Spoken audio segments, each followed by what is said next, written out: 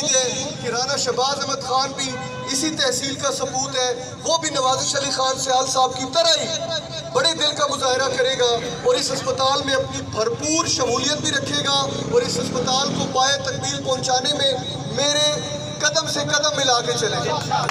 میں بھائی امیر عباس خان سیال کا بہت مشکور ہوں، اس نے مجھے فون کر کے اس ہسپتال کے لیے، اس کاوش کے لیے مجھے سراہا اور اس نے بھی مجھے کہا کہ انشاءاللہ میں بھی اس ہسپتال کے ساتھ ہوں۔ میں مولانا آصف معاویہ سیال صاحب کا بہت مشکور ہوں، وہ اور ان کی ٹیم قدم بہ قدم میرے ساتھ چلتی رہی اب تک، اور میں امید کرتا ہوں کہ وہ لوگ بھی میرا اسی طرح سے ساتھ دیں گے اور میرے ساتھ چلیں گے۔ ان سب دوستوں کا نام لینے کی ضرورت کیا تھی؟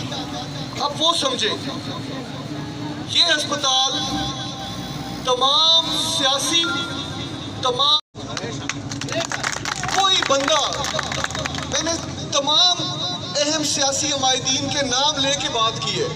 الحمدللہ نوازش علی خان نے تو قربانی دے دی، باقی سب بھی قربانی دینے کے لیے تیار کھڑے ہیں۔ اس کا مطلب کیا ہوا؟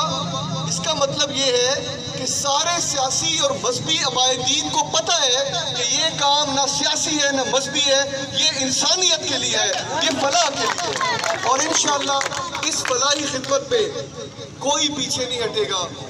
اب گڑھ مہاراجہ والوں، مجھے دکھ ان پہ ہے جو اس وقت بھی اپنی دکانوں میں بیٹھے ہیں۔ کیوں مجھے دکھ ہے؟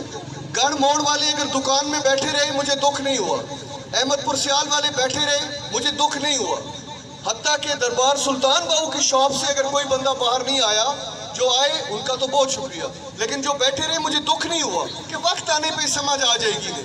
دکھ گڑھ مہاراجہ کا ہے، یہ ہسپتال